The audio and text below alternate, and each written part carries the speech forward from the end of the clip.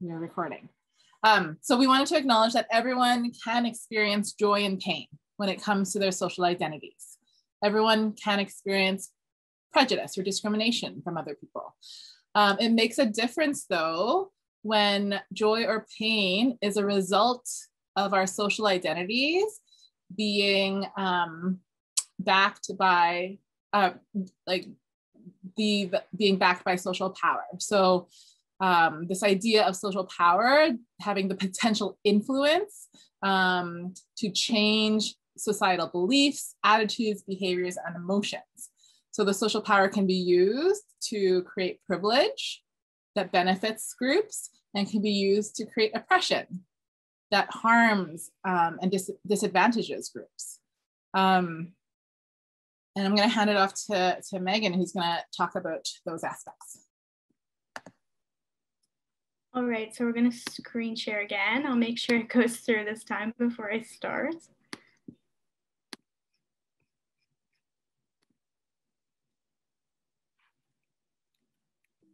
All right, and can everybody see this? Yeah, okay. So we're going to go through a few definitions and then we will make our way through activity. So we're going to start with some definitions about privilege and oppression. So privilege refers to the unearned social advantages, benefits, and respect that members of dominant groups within a society experience.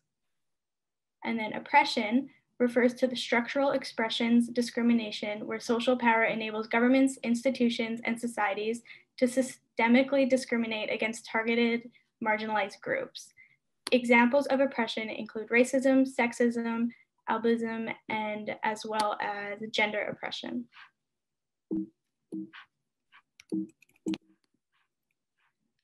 All right, so now we're going to go through a few different types of oppression, and we have the 4 I's of oppression. So the 4 I's of oppression are ideological, institutional, interpersonal, and no reverse racism. So at the ideological level, this is any oppressive system that has at its core the idea that one group is somehow better than another and in some measure has the right to control the other group. The next I is institutional. So institutional oppression is the idea that one group is better than another group and has the right to control the other, and it gets embedded in the institutions of the society. So that's in the laws, the legal system, and the police practice. And in the education system and schools, hiring policies, public policies, housing developments, and media images, political power, etc. The third I is interpersonal. So this is the idea that one group is better than another group and has the right to control the other, which gets structured into institutions and gives permission and reinforcement for individual members of the dominant group to personally disrespect or mistreat individuals in the oppressed group. And then this one's a little bit of a long one, but it comes with a good example to get a little bit of a better idea. And so no reverse racism. So these kinds of oppressive attitudes and behaviors are backed up by the institutional arrangements. This helps to clarify the confusion around what claim to be reverse racism. People of color can have prejudices against and anger towards white people or individual white people. They can act out those feelings in destructive and hurtful ways towards whites. But in almost every case, this acting out will be severely punished. The force of the police and the courts, or at least a gang of whites getting even, will come crashing down on those people of color. The individual prejudice of Black people, for example, is not backed up by the legal system and prevailing white institutions. The oppressed group, therefore, does not have the power to enforce its prejudices, unlike the dominant group. Megan, I'm just gonna jump in here. I think Megan quoted from an article directly. So I just wanna name that in our group, at least, that we do wanna use people-centered language. And so I don't know that I personally would condone the use of whites, because I don't think we would necessarily want to use that same equivalent for other groups of people. So anyway, just to note that maybe that's something that we would change, and also capitalization of groups of people is important as well. Thanks a lot, Megan. Maybe a feedback to the author that wrote this a while ago. Yeah. One thing that I'll add, you don't have one more slide about this, do you? No. Okay, so the fourth I is actually internalized oppression. So at the internalized level, people belonging to targeted groups have taken in and now believe the oppressive ideas that dominant groups have created. And this can result in self-hate and lateral violence, where members of the targeted groups actually harm and discriminate against themselves and each other in ways that reflect the oppressive behaviors of the larger dominant society. So the four I's are, again, ideological, institutional, interpersonal, and that's the one that most people can see on a daily basis, how we treat each other between individuals, and internalized. So when we kind of like take in and believe the dominant oppressive ideas about groups. Okay, great. And just a note that the slides will be available afterwards. I'm just gonna hand it off to Megan, who's gonna share the definition. Megan Lissaway, who's gonna share the definition of, oh no, sorry, Megan Young, back to you, visibility and invisibility. Yes. All right, so visibility and invisibility. So the recognition that different aspects of our identity and experiences may be more readily perceived or assumed by others, resulting in different treatment. For example, people with neurodivergence or developmental disabilities often experience invisibility and are often systematically ignored by society and social structures, resulting in a lack of appropriate services and opportunities. Now, I would also like to call on Megan Lissaway to give another example.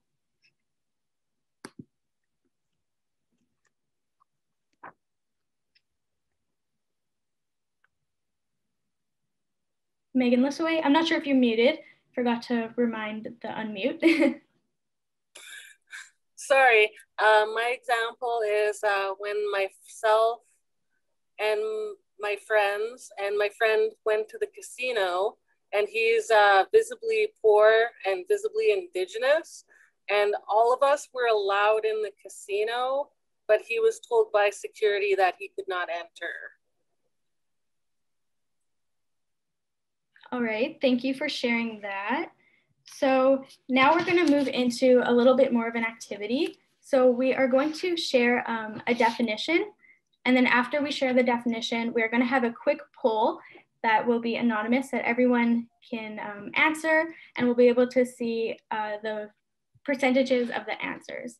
So now I would like to call on Luca to unmute, and we can start with the definition, and then we will move into the activity.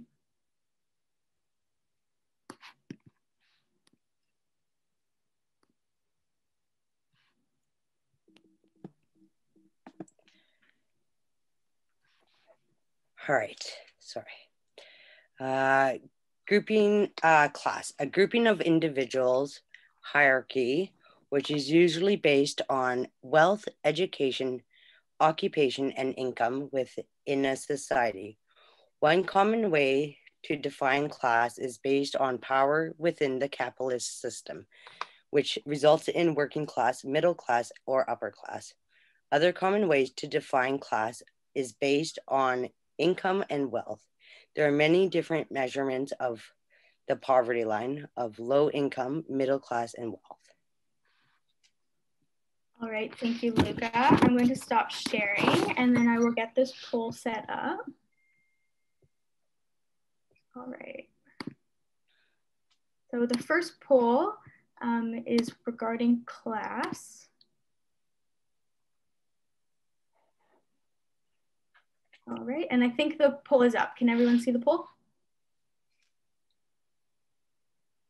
No. No, I don't, not for me. Oh, there we go. Okay. Okay, and then while folks are responding to the poll, we're gonna invite Megan Lissaway to share examples of privilege and oppression when it comes to class. Some class privilege that I had was being able to go to university and having enough money to afford it. And some class oppression would be the park passes are now done online. So you must have a printer and you must have a credit card in order to put it in your car. And also the vaccines, if you don't have the internet or TV, you won't know when the eligibility opens up. And if you don't have a phone or the internet, you will not be able to sign up for the vaccine. All right, thank you, Megan Lasoy. And then I'll just give a couple more seconds. There's just a few people who haven't answered the poll, and then we'll end the poll and I will show the results.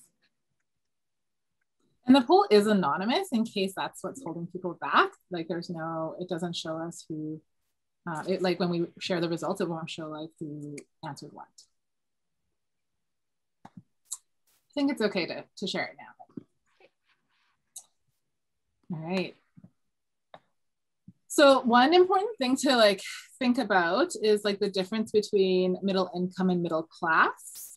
So a lot of people in Canada are going to identify as middle income, but there's also a lot of people who would identify as low income and very few that will identify as wealthy.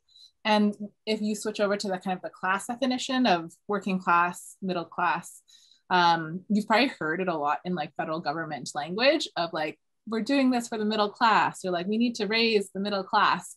The middle class typically refers to a group of people that have power and that also specifically have power over other people's employment, and then that profit from other people's labor as well. So it is like interesting to think about who falls into middle class and who's actually part of the working class. Do you work, give your labor in exchange for money, and someone else, if they were to end your employment, that you actually don't have control over that situation, then you're probably part of the working class. If you have, like for myself, I'm a middle manager. I'm part of the middle class in some respects because I have employees and staff, and I have some decision-making power when it comes to people's livelihoods. Thank you, Annie. So now we'll stop sharing. And if folks have any questions or comments, feel free to type in the chat and, you know, talk about these things as we go too.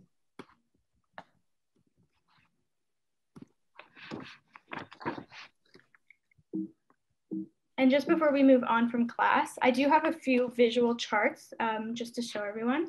So this is the ideal wealth distribution in Canada. You can see. This is what Canadians said was ideal. So this was from a 2014 poll, and Canadians said we would like wealth distribution to look like this.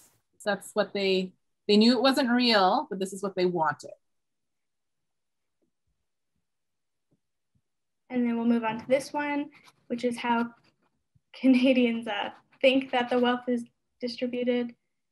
So they knew that the ideal wasn't real, but they thought it was like this, that it was kind of similar, just like some rich people were like, you know, 10 times richer, but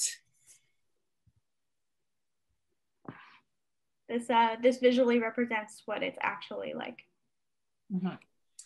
And the top 2%, that red dot, is off the charts. So it actually extends much further beyond this chart. So now we're going to move into our next definition, and then we will have a poll off of this one as well. So now we're moving into race. So race is a social construct invented by humans as a classification system in order to achieve white supremacy, which is the belief that white people are the superior race and should dominate society. Though race has no bias in science, racism is very real and is often used as a tool for oppression and violence.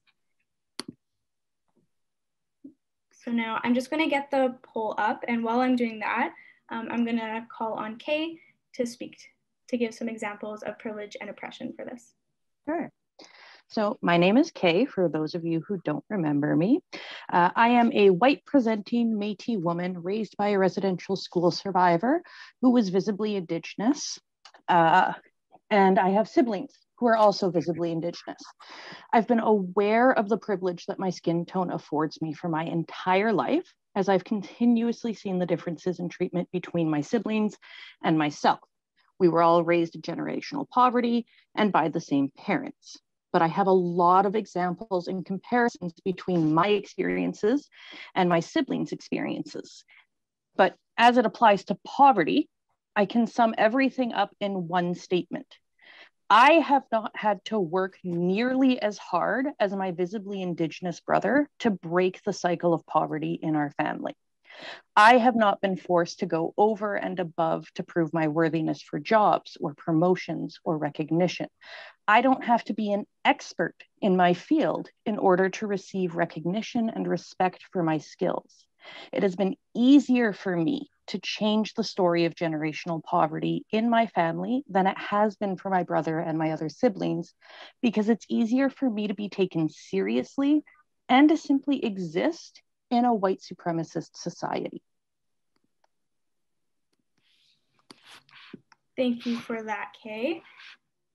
Now we're going to end the poll.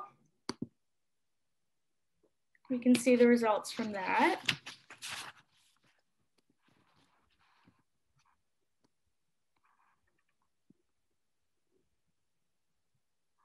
So you can see that through this, 44% of the group identified as white.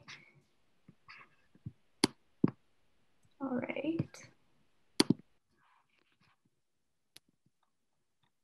Now we're going to move on to the next one.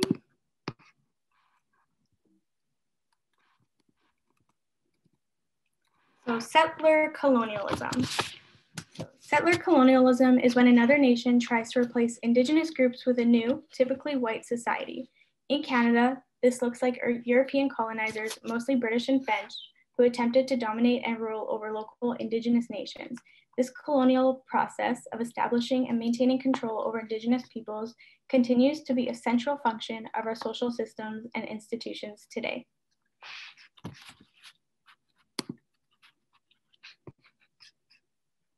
And while I get the poll going for this, I'm going to call on Rafik to talk about privilege with settler colonialism. Thank you. Thanks, Megan. Hi, everybody. My name's Rafik. And a time that settler colonialism... Rafik, you got muted.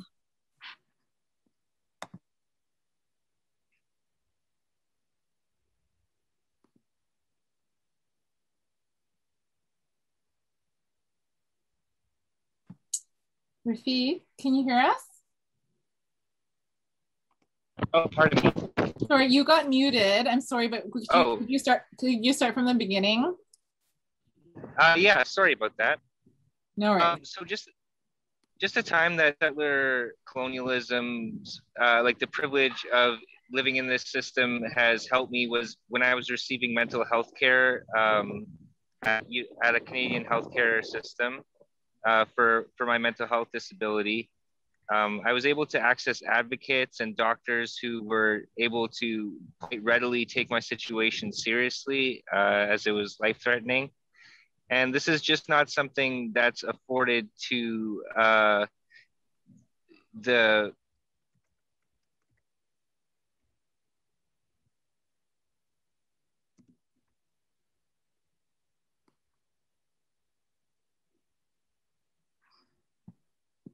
We might have lost you there, Rafik. You were saying that this more helpful treatment at hospitals maybe isn't, or in healthcare isn't afforded to maybe Indigenous communities or Indigenous people, perhaps?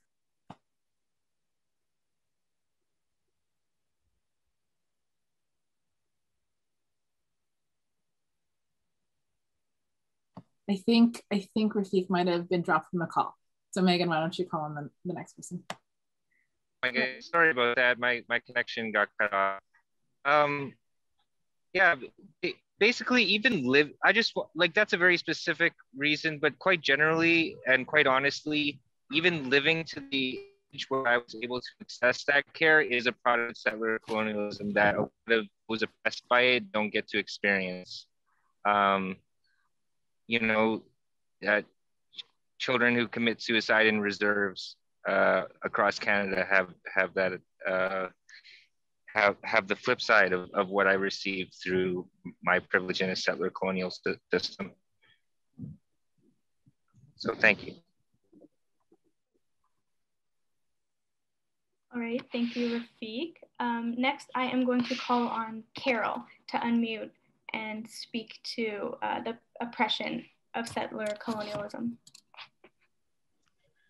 I'm going to start off with a content warning because I am going to speak quite candidly and honestly. As an Indigenous person, I have experienced a lot of oppression within settler colonial society. I find that there is the get over it comments that come up in relation to residential schools or Indigenous history is quite personal for me because I have a lot of history with all of that, a lot of family that has gone through residential schools, and there's a lot of intergenerational trauma in my family. My mother was actually the first person in our family to not go to a residential school or a day school. But she grew up in CFS. I grew up in CFS. Everybody before her went to a residential school or day school. Her parents did, all of her uncles did, and aunties did. Her brothers and sisters did. You know, there's been a lot of death, a lot of addiction, a lot of suicide in our family because of those things. And there's a lot of lack of awareness, a lot of lack of empathy or understanding about the effects of trauma or intergenerational trauma, I guess, amongst people who aren't aware of those kinds of things or don't really know about it. And another kind of area that I wanted to touch on was sort of comments that I've received about where the money for my education has come from. I've had comments told to me directly to my face, like, oh, I pay for your education, or your education is taxpayer funded, and things like that. And it's kind of demeaning, and it gives the impression that I've had these things given to me when actually it kind of discredits the work that I've put in, and I've probably had to work harder than most people to be where I am. So yeah, it's kind of frustrating. And that's been my experience. Thank you. Thank you, Carol, for sharing your experiences. All right, so I'm going to end the poll and share the results. I did receive a comment just to leave things up a little bit longer, so I'm just going to leave that for a second just to let people take a look at them before we move on. All right. So now we are going to move on to the next question.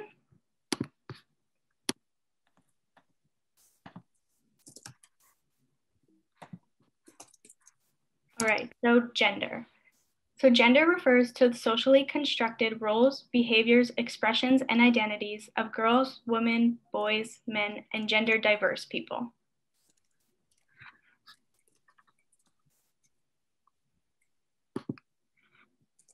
And now, while I am getting the poll all geared up, I would like to call on Harold to talk about privilege related to gender. Yeah, this is it's a tough one, a difficult one to deal with. And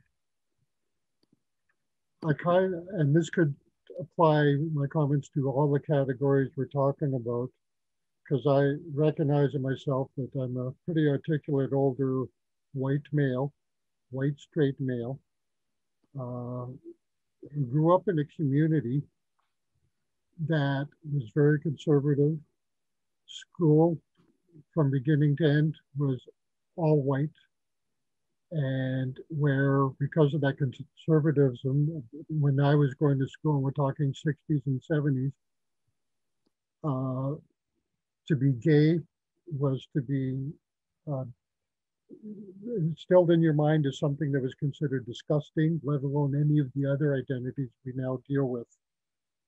I recognized that, and I came to the realization years ago that even though I don't like it, and even though I enjoy a privileged position because I don't share any of those identities, that as an advocate, there are times I can gain quicker results in assisting person overcoming problems in dealing with the institutions as our society than a person that does not enjoy my privileged identity. It's something I hate in our society and our world. I try to use it in the best way I can, knowing it's there, but I try and fight it against it at the same time. But the reality is that it's there. A person like myself can very easily enjoy privilege simply because of my appearance. And if I functioned according to the norms expected, I'd probably be very well off in this world right now. I just chose not to follow that path, but I recognize that reality and I speak to it from my own life background. Thank you for sharing that, Harold.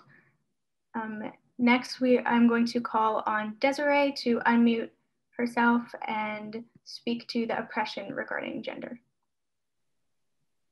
Hi there. As an Indigenous woman with children, I find it is harder for anyone to take you seriously when you're applying for work. The first thing that everybody notices about me is my brown skin color, and it is hard to find employment, especially like I could get the job interview, but as soon as they see me on the Zoom call and I'm brown, it's all of a sudden just down the drain. It's so much easier for someone like me to go to a women's center for help, where the hound dogs are always there. But where are all these job offers?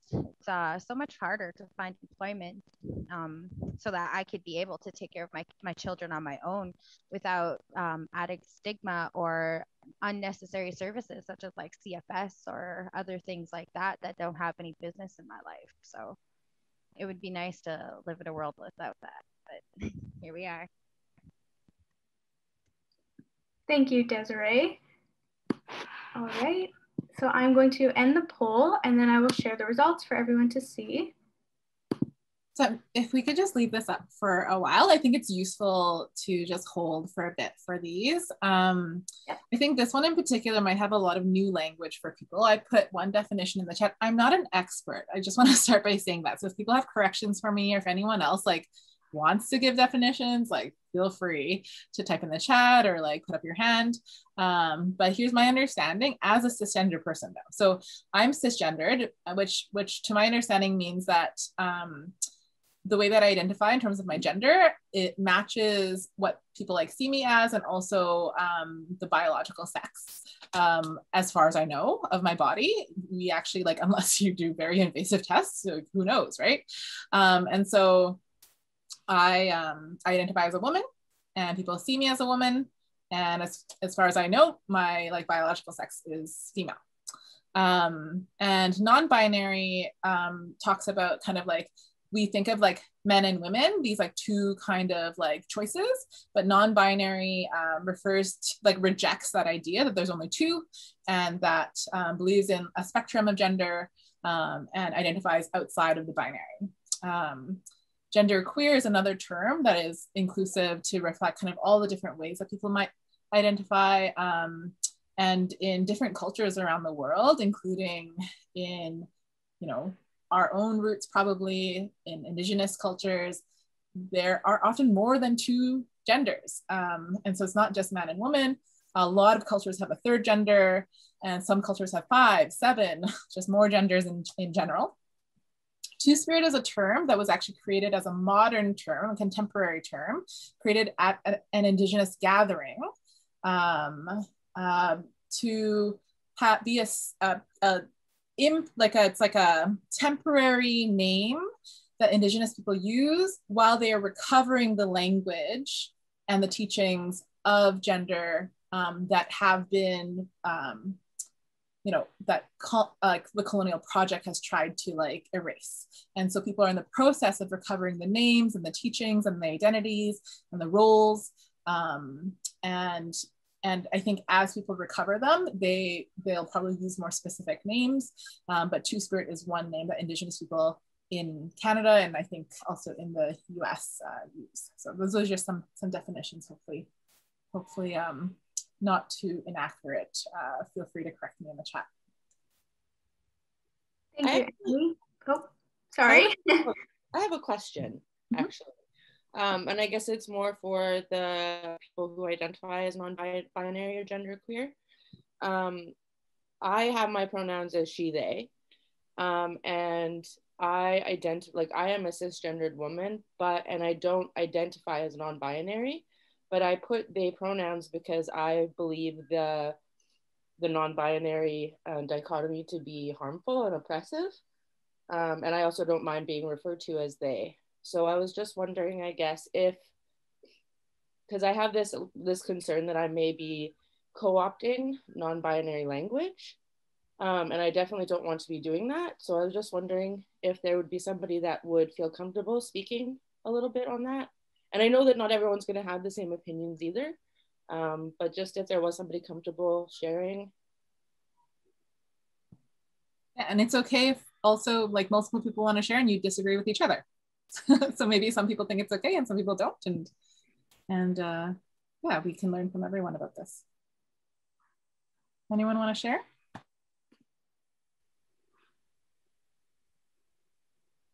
I can share a tiny bit. I'm like a non-binary trans person who uses he, him pronouns, and I like it personally when other people use they, them, when it's just like, why not kind of thing. Because I don't even feel comfortable using they, them pronouns because of the bullshit that I've experienced with that. So it's just like too annoying, but like hopefully everybody who's okay with that does it, then maybe one day it would be chill. But that's my personal thing. Yeah. Thanks, Raph. Hey, Debbie, I see your hand up, but I think Andrea was hoping to chat with non-binary folks. Do you identify as non-binary? Debbie? What? Debbie, do you identify as non-binary? No. Okay, if we can skip to Luca first then, because I think Andrew was hoping to hear from non-binary folks. Luca? So when I hear the word non-binary, I don't like the word non because it feels like gender non-conforming, so it might feel wrong or discouraged. So I use gender fluid or gender queer. I am trans and I use they, them, he, him pronouns. And also for the same reasons why I use they, them is because it is much easier for people to not assume my gender, because I can present female and then I can present male. So just having the they, them is almost a safe space for myself and my emotions. But when defining, like, I don't actually like the word non-binary. It's a pet peeve of mine personally, just because of the word non in it. Mm-hmm. So I go with genderqueer, but I identify as transgender. So they, them, he, him. Mm-hmm. Yeah, but I understand where you are coming from, Andrea, and I respect your values and how you approach the situation. And I personally feel you're fine. You're good. So Luca, just to clarify, you're okay with people who are not genderqueer using gender neutral pronouns like they, them? In a sense, yes. In a sense, no. Mm-hmm. Yes, because it is safer to not assume somebody's gender. But no, because in the queer community in general, we don't want cis people that identify as cis to say they, them. It is, I think, more appropriate to say she, her, he, him.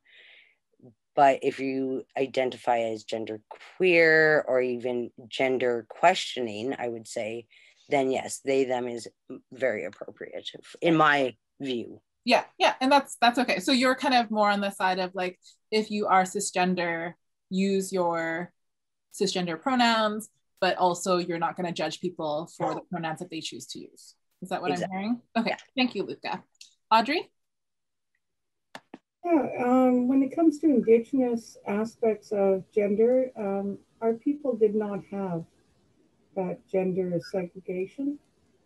And so when it came to even the word ikwe, which means woman to in the English aspect. It did not mean woman as in female. It meant one who is in the front and the lead. Just as for male, it meant one who is in the back who follows up to make sure everyone's okay. We were a very descriptive language. And so many of the analogies of genderism was not there. That came in with the Spaniards and such, who tried to delegate who was who. I remember when I was in Arizona, I'd read the religious writings of Saint Xavier, who said that they could not tell who was who, so they imposed the braid system. So that way the women would have 2 braids and the man would have 1 braid. And for each braid would mean Father, Son, and the Holy Ghost. And that would differentiate from a distance for the colonists to be able to differentiate who was male and who was female. But there was many who did not wish to adopt either or, and so would wear the hair freely. And those were then ostracized because they did not choose between male or female, but they were of both genders. And in our spiritual aspects, those were ones who were gifted to be able to name children, because they could see that through the children and activities on whether or not how they would be named. And so they were held in high esteem, and very high esteem, and not to be of one gender or the other, but be blessed with both, so that they could see both sides of any conflict and both sides of any joy and other ceremonial aspects. And so it was a total different concept than what we see in our westernized ideology of sexualism. Whereas in indigenous ways, it was not based on your sexual preference as much as your self-identification. So there was many who were not of either, who were totally what would now be called asexual. And those were spiritual people who did not choose to impart sexually with either or, but also who identified with the male and the female aspect, which was totally foreign, of course, to the foreigners who wish to categorize and kind of slot everybody into a certain box. And that's something that is, well, of course, hasn't stopped people from being who they are. Right? Thanks a lot, Audrey. That's helpful information. Thank you for the responses. Great, thank you.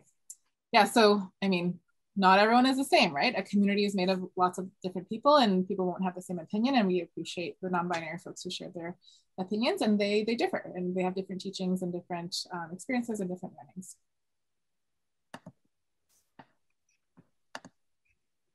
Yep. Thank you everybody for sharing. I think maybe we just have time for, we might have to move quickly. I hate to skip things, but let's try to move quickly through the rest of ones. Okay. All right, so the next one we have is ability. And so ability means the physical, mental, or legal power to do something. So now we will move into our poll. And while I'm pulling up the poll, I'm going to call on Razak to speak to the privilege and oppression regarding ability.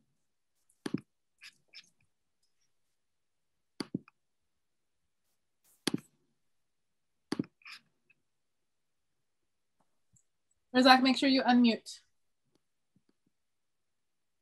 We can't hear you right now. Well, I don't know that Razak is on the call. Okay, we will do the poll.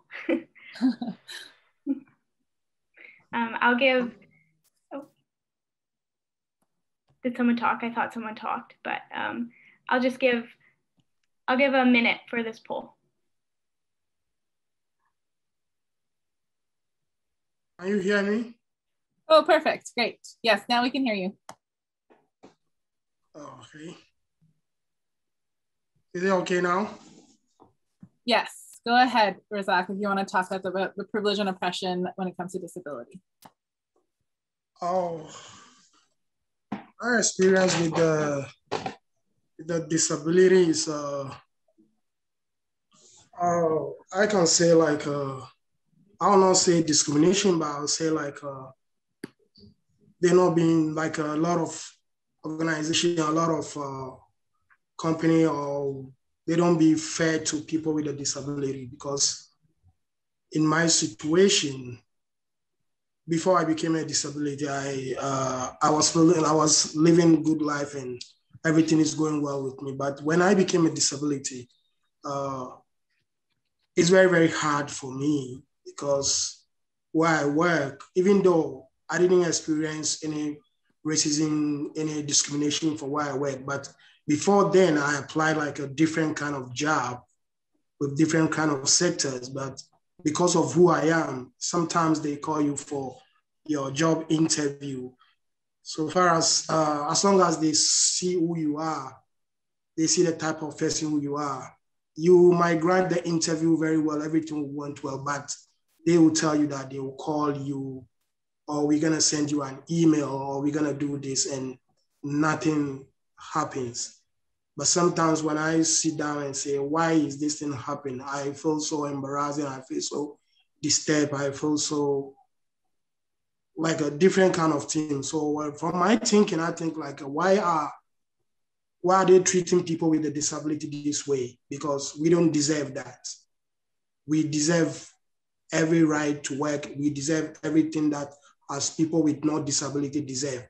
So I think what I think of that, I think like it's a discrimination, and no human being supposed to face that. So that's what I can say for now. Thank you. You're welcome.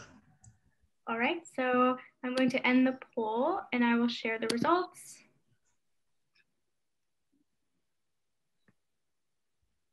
All right, so we can see the results there. And then just quickly here, we're going to move to the last poll that we have.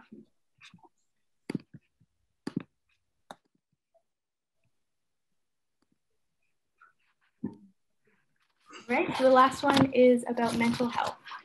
Mental health is a person's condition in regard to their physiological and emotional well-being. So now we'll move to the last poll. And while I set this poll up, I'm going to call on Luca to unmute his mic and speak to the privilege and oppression to this. All right, thank you. So one example of privilege is having the access to voice and communicate with healthcare providers. On the opposite end of that, one example of oppression is not having the resources or healthcare provider team listen to the patient in need of care due to assumptions about issues with their ongoing mental illness and lack of communication because of the healthcare provider professional, I quoted that, has a prejudgment or profiling or profiles of their patient from their records or their charts before meeting the patient. So a quick example, I was diagnosed and live with schizophrenia, but since I don't know how people assume people have, there's an expectation, I believe, for people who live with schizophrenia in general. It's usually a very scary diagnosis, but I don't present as a person who lives with schizophrenia because I don't show the Q signs according to medical professionals in a sense. So when most people hear my diagnoses, they say, well, you don't look schizophrenic. So I'm able to voice my cues and options, but once they find out my diagnoses, it's disregarded. It's as if I didn't know anything beforehand and they treat you differently. So those are two examples of privilege and oppression regarding mental health. Thank you. Thank you, Luca. And then I'm going to end the poll and share the results. And there's the results for this one.